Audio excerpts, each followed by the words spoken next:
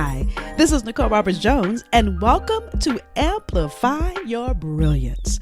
What I know for sure is that one of life's greatest gifts will meet you when you go after your more.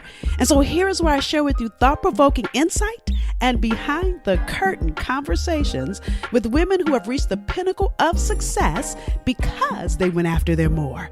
And I really want you to get this. One idea from these episodes can make a remarkable difference, not just in your business, your career, but in your life. Also, make sure you join the conversation in our Facebook group. Go to thebrilliancetribe.com. Now grab your pen as we begin today's session of Amplify Your Brilliance. Hi, this is Nicole Roberts Jones, and welcome to the Season 4 premiere of Amplify Your Brilliance. So today, as we launch our new season, I am doing something new this year. I think every year, because last year I did something new too. So just to give you a recap, whether you've been with us all 4 seasons or you've just started, our first 2 seasons, this show was called Fierce Files. And then last season, season 3, we changed it to Amplify Your Brilliance. I'll tell you why in a minute. So in addition to highlighting interviews with women that are doing the work to amplify their brilliance this year here on the podcast, I'm also now doing Amplify Your Brilliance Mondays, which is an opportunity for me to join you live each and every Monday night at 7 p.m. EST to give you tools to activate your faith as you grow your business. You can join those conversations on my Facebook page at amplifyyourbrilliancemonday.com. So let me tell you why I'm now doing both, and then I'm beyond excited to share with you the theme God dropped in my spirit for all of us for this year. Now, first, the conversations that I'm going to be having with you on Mondays is in alignment with what I call the be, do, have formula. Now, my clients all hear about this and know about this because so many women, so many people focus on have. I want to have this, I want to have that, right? So to have it, they then focus on what do I need to do to have it? But can I tell you that if you don't add your being in it, see, your business will never outgrow you. Your business, your career will never outgrow you. So you have to stop and check in with your being, your mindset, your mental zip code, your health, your well-being. If you don't, and really if you don't do what it takes to grow that, no matter how much insight, how inspired you get, and on fire you may be from the women that I interview here on the Amplify Your Brilliance podcast, you will not be able to move anything forward. There's a Bible verse, Romans 12:2, that says, "And do not be conformed to this world, but be transformed by the renewing of your mind, that you may prove what is that good and acceptable and perfect will of God." So by adding in the being work, it really is to transform and renew your mind, to not see things as the world sees them, but to see them and be them as God does. So on Mondays, I'm going to give you strategy to make sure your being is in alignment for where God is taking you this year and really for what He is doing in your life. Now, the second reason I'm doing both this podcast and Amplify Your Brilliance Mondays is because at the end of every year, I pray and ask God for my direction for the next year. And what God poured into me is that 2021 is our, not just mine, but all of us, it's our for such a time as this year. So to give you context to our theme for the year, and yes, both our podcast conversations and my lives with you every Monday night are really in my goal to give you all you need, the permission you need, the strategy you need, the tools you will need to amplify your brilliance. So let me start by giving you context around why both are called Amplify Your Brilliance. And again, remember last year I changed the name of the podcast to Amplify Your Brilliance. So the word amplify, according to Webster's dictionary, means to expand something, to make larger or greater, to increase the strength or amount of. So that's amplifying. And so because we're amplifying your brilliance, I looked up brilliance, and brilliance means great brightness, excellence, or distinction. So your brilliance is what I would call your light. So there's a Bible verse, Matthew 5:16, that is my mission statement. Let your light so shine before men, and I always add and women, that they may see your good works and glorify your Father in heaven. See, your brilliance is that light that God placed in you. It's your gifts and talents. It's the thing that you do oh so well. So when I say brilliance, you can consider it to be all about how bright you shine, or it can be taken in context to your genius, your intellect, your expertise. Either way is right. And really, it is both. So those of you, whether you're a client of mine or you've been following me for years, you know that what my purpose in this thing called life is really to help you bankroll your brilliance. That's what God put me on this earth to do. So my goal in all that I do is to amplify your brilliance, because you can't bankroll what you can't amplify. And so literally, what I'm going to pour into you is in alignment with that. You with me? So again, at the end of every year, I sit in quiet contemplation of my direction for the next year. And what God whispered to my soul is that 2021 is out for such a time as this year. And some of you know that is a quote taken directly from the book of Esther. Matter of fact, it's Esther 4:14. And those of you that have been around me, you know that I love me some Esther. So probably over 11, maybe 12 years ago, God really led me on a journey to study Esther. And so out of that, I've learned so much, not just about Esther, but about my own journey. And so over the course of this next year, I'm going to every Monday night give you another layer to who she be. I'm going to dive deeper into her journey, which will give us great context to our own journey. But here's what I want you to understand ultimately. 2020 was a hard year. 2020 was difficult. 2020 was, listen, we started 2020 with this whole notion of 2020 vision. You remember that? And none of us could see what was coming. But at the same time, here's what I do believe God did. He set us all the way down so we can get our vision right. So 2020 was about vision. So I'm not talking about the number of people who've dealt with COVID last year. And if you lost anyone due to COVID, I'm sorry for your loss. I've lost people too. So I'm not talking about that. I'm talking about the fact that God is intentional. And for those of us that took the time and got clear that God has great intent for your life, and you started to do the work in 2020 to move forward in it, then you did exactly what I believe God's intention was for the pause we all have been on, to give us the time to do something we have not had time to do. I know for me, I was able to really get intentional with some of the things I've needed to do in my business. I got really intentional about some of the things I needed to do around my doggone house. Because I was finally off the road long enough to do it. Now, I didn't get intentional about all the food I was eating. That's a whole nother conversation. But now I'm intentional with my trainer to lose all this COVID weight and really to finally learn the right way to eat, because I've been tippy-toeing around it. And actually, I feel like I've gained all this weight so I can finally really take my health serious. So we've got to really understand that everything we went through last year was for us to get to our for such a time as this moment, and everything you went through prior to last year. So before I start pouring into you, because I've got insight for you as to what this means, before I start that, let me give you an overview of Esther so you understand who she is. Now, if you've read the book of Esther, and by the way, you know, what's interesting to me is there's only 2 books in the whole Bible that have that are named after women. So that to me means that Esther has to be significant. So I want to encourage you to read the book of Esther. It's only 10 chapters. And through the year, during my conversations on Monday at Amplify Your Brilliance Mondays, I'm going to pull back layers with you. But let me give you an overview of the story of Esther so I can set the tone for you, and so that you can begin to see in what way this is your for such a time as this year. So Esther was an orphan who became queen. That's a long story short. Now, I always like to kind of say she was kind of like a little black girl from the south side of Chicago who became our first lady. Hello, Michelle Obama, right?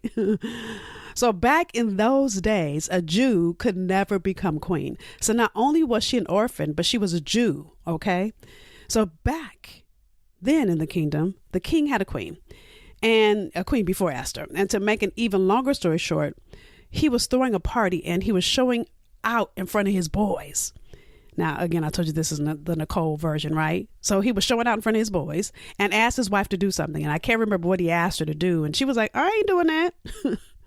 And so he got rid of her. He just dismissed her just because she wouldn't do it. And so what happened in that moment is the king then put out auditions, kind of like The Bachelor, looking for his new bride throughout the land. And Mordecai, Esther's uncle, heard about it. Now, listen, Mordecai became Esther's caretaker after her parents died. Okay, that's why she was an orphan. It doesn't say what happened to her parents, why her parents died, but her parents were not there. She was an orphan. And so if that wasn't already disheartening, can you imagine if you were young and both your parents died? So with that said, Mordecai works in the palace, her uncle. He hears about the fact that the king is looking for a queen. And he says, Esther, girl, you got to go. Only problem is Esther is a Jew. And her original name was Hadassah. So Mordecai changed her name from Hadassah, and I'm probably saying it wrong, to Esther. The thing that's so interesting is, we'll talk about this through our time together, is there are so many times people's names were changed in the Bible, like Abram became Abraham, Saul became Paul. Interesting, right? And it really is interesting because it really talks about how you have to pivot, how you have to shift. There's a Bible verse. Again, I said this a few minutes ago, Romans 12:2. That says, do not be conformed to this world, but be transformed by the renewing of your mind. So I believe the shifting of names that happened a lot in the Bible is transforming and renewing, and really renewing who you be, so you can go after living as the highest and best version of who God called you to be. Now, listen, sometimes you have to shift what you see in order to be. You get that? And so that's the first lesson. There's a lot in Esther. Okay, so let me continue telling her story. So Mordecai changed her name to Esther so that they wouldn't know she was a Jew. So Esther goes to the palace. Now, I really want you to understand this story. I really, really want you to get this. So Esther goes to the palace. Now, it's not a quick thing like we see The Bachelors over the seasons, right? Where it's quick and they have this 12 shows, which is 2 or 3 months.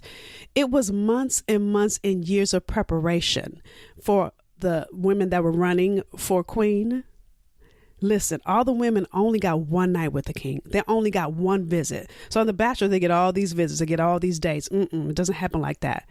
But the thing that's interesting with Esther is Esther did not try to conform. She changed her name, but she didn't change who she was. See, what made her stand out was who she already was. Let me talk about that in a few minutes. And so she stood out from the rest and she became queen. So you think about that and you think it's over. You think she became queen and it's done. But that's not it. Now listen, Mordecai overhears in the palace. Now her uncle Mordecai, remember, works in the palace. Okay. Now they don't know that this is her uncle, by the way. So Mordecai overhears in the palace that the king's right-hand man, the king's homeboy, Haman, has this plot to kill all the Jews. Only problem is the king does not realize that his wife is a Jew. So what happens? Mordecai goes to Esther, and this is actually out of Esther, and I'm about to, this is getting good, y'all. So this is out of Esther, the 4th chapter. This is my favorite part of the story. The whole book is not long. Again, I want to encourage you to read it. Now, here's what Mordecai says to Esther. This is Esther 4:14, but I'm going to read the whole verse now. For if you remain completely silent at this time, relief and deliverance will arise for the Jews from another place. But you and your father's house will perish. Yet, who knows whether you have come to the kingdom for such a time as this? Who knows whether everything you went through, who knows whether you got elected queen, but for such a time as this? Remember, I said this is our for such a time as this year. So everything we've gone through up until this point, all the good and the bad, the things that make you brilliant and the things that make you feel like you're in breakdown.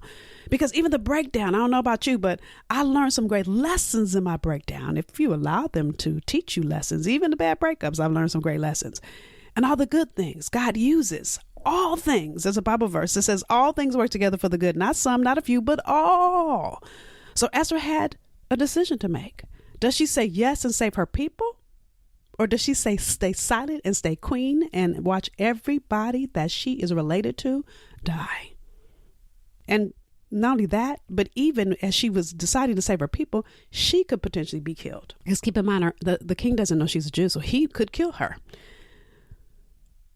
So what does Esther say back to Mordecai after that? This is Esther 4:16. She says, go gather all the Jews who are present in Shushan and fast for me. Neither eat or drink for 3 days or nights. My maids and I will fast likewise. And so I will go to the king, which is against the law. And if I perish, I perish. So that's just part of the story of Esther. And again, I want to make a long story short. So Esther fasts and prays. And because she fasts and prays, this is all about her being, y'all. You get that? She could sit with what God was pouring into her as the direction because she sat in her being. Now, I call God our GPS, our God placement system. You can't get in alignment. You can't get in alignment with your assignment if you're not aligned with God. So because she fasted and prayed and all her homegirls around her fasted and prayed and all her people fasted and prayed, she got direction. And the direction was to throw the king a party. And at the end of the party, the next direction came to throw another party. So she invited the king to another party. Then at the end of that party, now I don't believe she was doing the party throwing out of fear. See, we want to be comfortable. We'll do things that are comfortable. Listen, I posted this a couple weeks ago on social media that sometimes I say I'm praying because sometimes prayer is more comfortable than me actually taking action. How about you? Have you ever said I'm going to pray about it? Knowing that that's you procrastinating, I call that procrastination prayer. So I don't think prayers are meant for you to just, of course, you're meant to pray when you're scared. And of course, you're meant to cast all your care on God. But it's not about you not taking action. That makes sense? You've got to look, faith without works is dead. So you've got to have faith and works. Because most times when God is calling you to something bigger, it's going to be scary. So to make an even longer story short, she had that third party.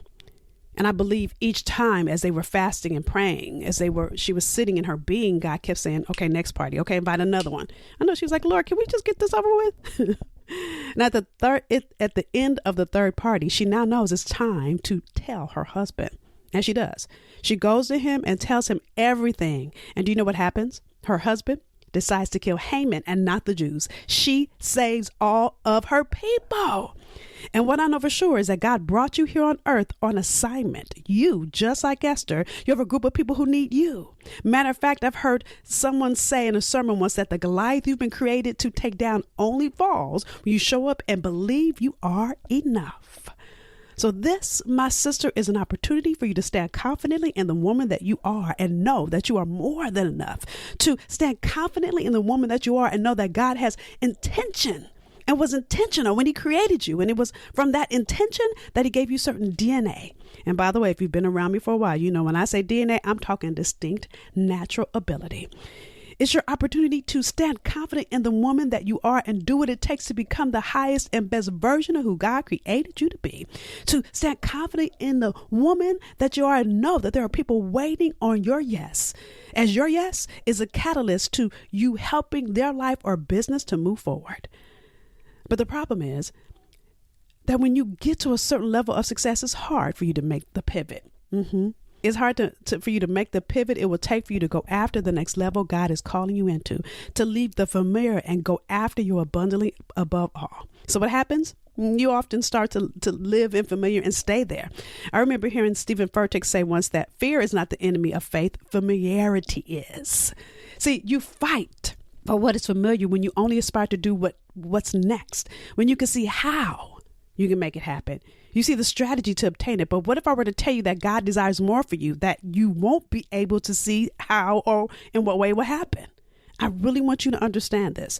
See, if what God wants for us is, as Ephesians 3:20 says, abundantly above all we could ask or think, then it is bigger than what you are asking or thinking. It is beyond what's familiar to you.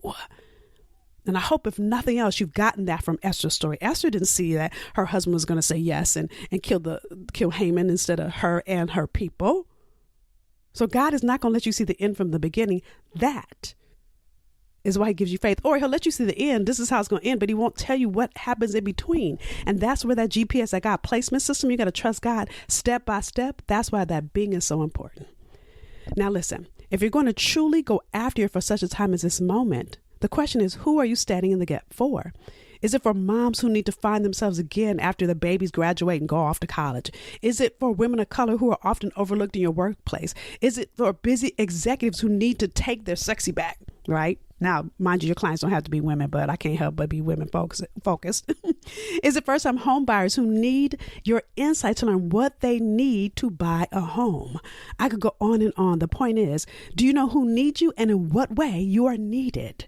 So I want you to realize and recognize that we each get to our own for such a time as this moment. When we get realization about who we are the answer to, and when we're willing to be the answer. Matter of fact, we have witnessed or heard about a few others that have gotten to theirs. People like Rosa Parks. Listen, when Rosa sat on the front of that bus, do you think Rosa thought that day that she was going to really help begin a movement? Or how about Dr. Martin Luther King and the launch of the Civil Rights Movement? Do you think Dr. King, at 24 years old, a newly appointed pastor, thought that he would get invited to a meeting in Montgomery, Alabama, that he would be elected as the president of the Montgomery Improvement Association? Yes, his election to the Montgomery bus boycott was a match that lit the fire to the Civil Rights Movement. Or how about Oprah? Do you think when she was a reporter some years ago in Baltimore, making only $22,000 a year, and got fired from that job originally too, right? Or they told her she wasn't ready for TV, rather. Do you think that she thought one day she'd be hosting her own TV show, let alone have her own network? Or I could even say President Obama.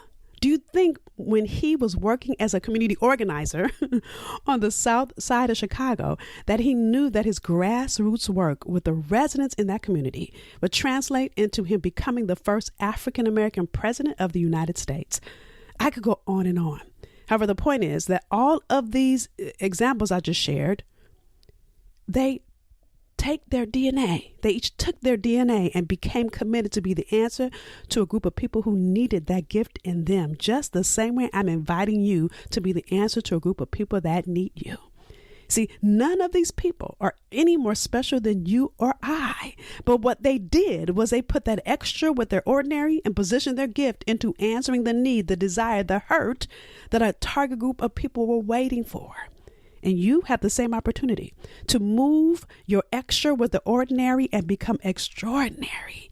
See, the extra begins with understanding the need your DNA solves for and doing what it takes to commit to solving it. So here is where Esther's extra, that's a tongue tie, comes in after her uncle says to her, yet who knows whether you have come to the kingdom for such a time as this. See, Esther realizes that all that has happened in her life has prepared her for this moment. Just like everything you've been through, every degree you have, every skill you've learned, everything that has ever happened to you has prepared you for yours. See, I have clients who are lawyers who realize that they've been through such a tough divorce that then they take all that they've been through and we work together to create online programming, right? That's just, I have a client, not clients, who is a lawyer who went through a really bad divorce. And we work together to create online programs with all the additional things that people don't talk about besides filling out the paperwork and going to court and proceedings, right? I have clients who have lost children only to realize that all the heartache they came through and went through was to help other women who have lost theirs. I have seen women who shifted their careers altogether, women like Dr. Deborah Tillman, America's Super Nanny, who, by the way, is actually a CPA by trade. But after her son not getting the care and attention he deserved at school after school after school, she realized, matter of fact, in one of our podcast episodes, she shared that God told her, I did this so you could do it better. The point is, in the face of fear of leaving what is comfortable to go after what they all knew, it was time for them to stand in the gap of people. These women found there for such a time as this moment. And what does Esther do in the face of the unknown, knowing that what her uncle was saying was right? Again, here's what she said back to him. Go gather all the Jews who are present and fast and pray, neither eat or drink. My maids and I will fast likewise, and so I will go to the kingdom, which is against the law, and if I perish, I perish. What Esther does is she sits in her being first. I really want you to understand. So this is again why I added Amplify Your Brains Mondays, so that we can make sure you're adding your being into what you're doing. Listen, they call us human beings, but we're not. We're actually human doings because, again, we focus on do. And I want to shift that so that we then sit in our being first to add to our doing so that we can have our breathtaking future. See, Esther knows that she must stand in the gap for her people and risk her life by going after the king. What you've got to understand is that going before the king without being summoned could mean certain death for her. So what Esther really does during her time of fasting is she sits in quiet contemplation. And that is why her life is spared, because she didn't rush. You know, oftentimes we get direction. We rush, I'm going to do it now. She waited on God's timing. She waited on God's timing. Because she did, her husband spared her life and killed Haman. Now listen, I'm going to walk through a few lessons that Esther teaches us. But if you know now is your time to start your business or grow your business, and that's your for such a time in this moment, listen, you also know that there are people waiting for you. Let me say this to you, for many of you, the difference between you leaving corporate or you leaving your 9-to-5 or growing your business, what's in your way? And really the number one thing I see for many women is not having the strategy to grow it. And that is why I want to invite you to join me for my virtual 2-day intensive Be the Answer on March 12th and 13th. Now, the thing I'm really excited about is at the end of our 2 days together, you will walk away with a plan. See, my goal at Be the Answer is to give you all you need to go after your more as you start or grow your business. And actually, I spell out more with each of the 4 areas we laser in on in those 2 days. So let me share with you quickly, and then I'm going to give you some great steps, some great activation of from Esther's story. All right. So the M of more is mastery of you. This is the area many women take for granted. And it seems simple, but if you're not clear on how to position your gift the right way in your business for the right people, then your business is not set up on a strong foundation, which means it will not be successful. And so what many women don't realize is every morning when you wake up, you're you. I don't wake up in the morning and say, I think I want to be Nicole today. No, I'm Nicole on autopilot. So there are things that are intrinsic to who I be that I don't even realize that I do. So the first part of the first day, we laser in on who you be, and we do the work to speak to your value and how you begin to formulate your business around your purpose, your gift, your talents. Then we move into the O of more. And before I say that, I'm going to tell you that right there, if we don't set that up the right way, everything you do from that point forward will fail. So then we move into the O of more. So part 2 of day 1, we focus on learning how to optimize. We take all that we've talked about and done in your M section, the first part of the day, and now we use it to grow your visibility. Because what most people won't tell you is that as you're building a tribe, as you're building a mailing list, only 2 to 3% convert. So now I teach you how to grow a tribe of people that will buy from you. It's the keys you need to start out it's the keys you need to stand out in a crowded market of other people that do what you do. So I teach you that live in the room of how to grow a tribe that will buy and how to stand out in a crowded market. So that's day 1. Now I'm giving you quick. There's so much more on the website. Go to betheanswerevent.com and you can read more about it. Now listen, day 2. We look at the R of more, which is revenue. Now, I know everybody that's coming wants to know how to build multiple streams of revenue. But I've got to say, without mastery of you and without optimizing your brilliance and building visibility around it, you will not be able to create multiple streams of revenue. So here, I build on day 1 as we do a whole revenue wheel together. And I teach you all the ways you can make money from your brilliance, your gift. And you're clear on the ways that can happen. The very last thing we do, let me say this, a lawyer came, and I like to use this as an example because some of you guys think this doesn't relate to you. This does relate to you if you have a intellectual property or brilliance-based or service-based business. So a lawyer came to Be the Answer a couple years ago, and she said, you can't help me. Girl, listen, she had 2 revenue streams. Both of them included her being present. We created in the room that day 4 more revenue streams, all of which were what I call money making while you sleep. So just saying, that's one example. Then the very last thing we do on day 2 is your execution plan. Literally, my goal is that you're clear on the action you need to take when you complete Be the Answer. So we create the plan for the action. Now, listen, how many times have you been to a conference or been to church even and walked away with that? So let me talk about church first. How many times have you gone to church or watched church online and you say to someone, that word that pastor gave was so good. And then when they ask you, what did he or she say or what did she talk about? You're like, I don't remember. You know why you don't remember? Because that preacher didn't give you anything to implement, to execute. They didn't give you any action steps to take. Or how about all the times you go to a conference or an event and you were so excited? You had all these notes you came home with and you looked at all the notes and then you realized or said to yourself, well, what do I even do first, second, or third? See, the problem is that many conferences, while you get a lot of great information, there is no implementation. But you got to know, I am not that kind of girl. So if you're ready to move your purpose, your business, your desire, your gift, your dreams forward, you need to be in the virtual room. Go to betheanswerevent.com to learn more and register. Now, listen, I have a gift for you. Actually, a special Valentines Day gift for you. See, I'm giving you $100 off to join me.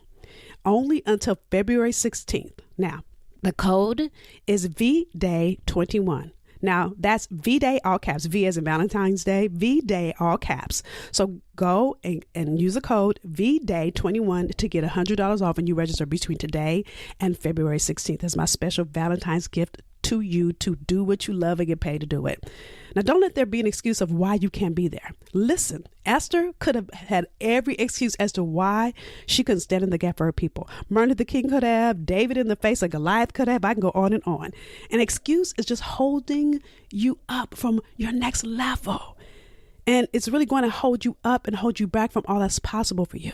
So get in the room so we can create your execution plan so that 2021 will be an abundantly above all year that you can ask or think. Again, go to betheanswerevent.com. Use the code VDAY21. And with that said, 2021 is our For Such a Time as This year, and Esther is our guide. So let me share with you the 5 lessons we can learn from Esther. So number 1, the hand of God is evident even when we stop and look to him and not just focus on what we see. So let me say that again. Number 1, the hand of God is evident even when, or I should say when we can stop and look to him and not focus on what we can see. So that's really the big conversation that I'm having with you every Monday, because if we don't stop, like Esther did, and say, we need to fast and pray. So what does that look like for you? I'm giving you great tools and activation every Monday during Amplify Your Brains Mondays.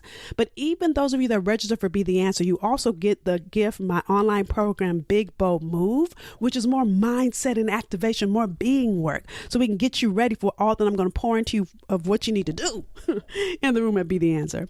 Here's number 2. The second lesson. Esther is a picture of sacrifice as she stood in the gap for her people. So let's talk about sacrifice for a minute. To sacrifice is to give up something you really want for the benefit of something or someone else. So that is indeed what we see in Esther. When Esther hears that Haman has a plan for her people, again, she says, I will go to the king, which is not according to the law. And if I perish, I perish. So think about it. Sacrifice is really an act of service. It's to live in service to another person's well-being. And sometimes to do that, you must make a sacrifice to say yes to it. So it's the woman who gives up her big corporate job to become a stay-at-home mom. It's the sister that already has a very important presentation in the morning, but she stays up all night with you to nurse you through a cold. It's the woman who is willing to give up her expense account, title, corner office to go after this new business that she knows will bless many people. Like I shared with you earlier, my client that now stands in the gap for parents, or mothers, I should say, who have lost their children, or Dr. Deborah Tillman, who gave up her lucrative career as an accountant to create the space that she couldn't find for her son. By the way, when she left one career to make the pivot she knew God was calling her into, Dr. Deborah Tillman did not know that super nanny was coming. She didn't know that possibility even existed. So she sacrificed, just like Deborah and Esther and countless others that give up comfort for their conviction. When they sacrifice to do what they know they are called to do, purpose to do, God always shows up and shows out.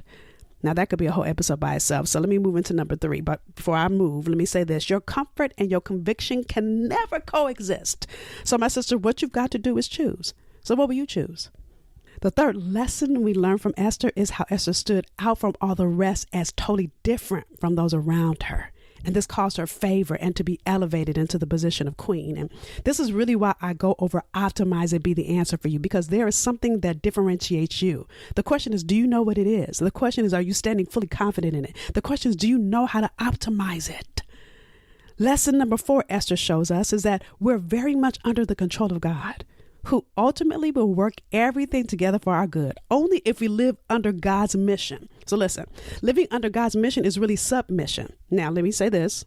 Anytime I've ever heard the word submission, it used to rub me the wrong way until I really began to understand the context of it. So bear with me as I want to give you context too, okay? It's broken into 2 words. Sub and mission. So sub means to go under or to get under, like a submarine is underwater. Mission means an important assignment carried out.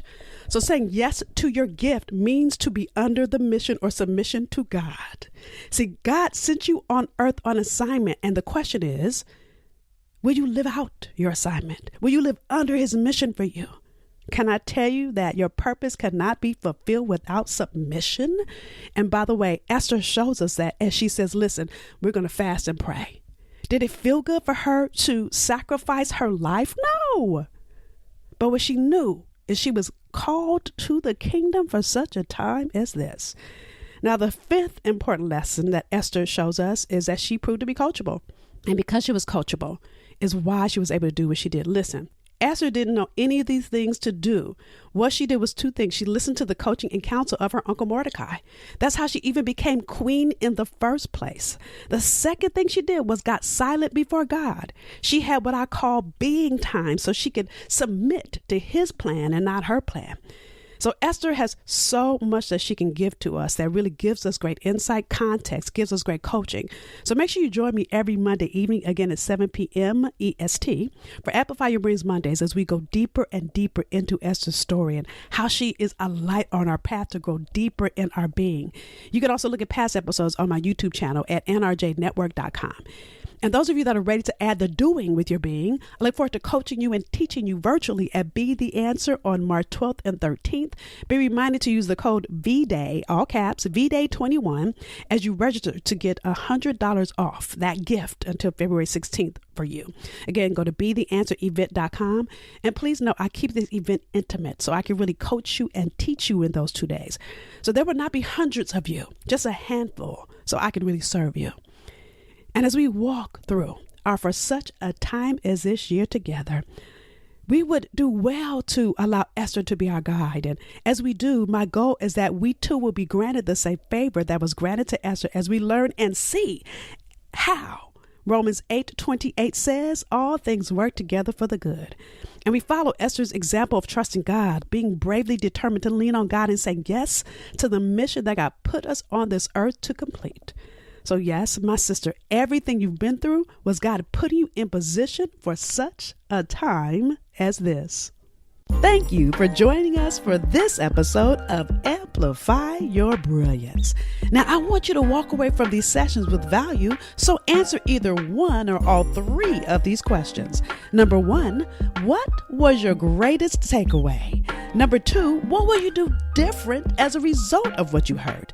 See, you may have heard something you've already heard, or you may have learned something new. Either way, don't take the insight that was shared with you for granted. So commit to doing one thing different as a result of what you heard. Number three, what was confirmation for you? What did you hear that confirmed you're on the right path? See, I want you to take a moment and celebrate you. Too often in our journey, we focus on what we're not doing and we forget to celebrate what we are doing. So I want you to share with us something that showed you that you're on the right path. Now again, share. Share either answer number one, what was your greatest takeaway? Number two, what will you do different? Or number three, what was confirmation for you? And share it in our Facebook community. Go to thebrilliancetribe.com and use the hashtag Amplify Your Brilliance. See, each experience we encourage, support, and celebrate as a community. It allows us to expand in possibility and wisdom, in encouragement and love. Now, we've invited you into this community to deepen our journey with being the answer somebody needs and being committed to your next level. So until the next time, be extraordinary, be unapologetic, be bodaciously you, go and amplify.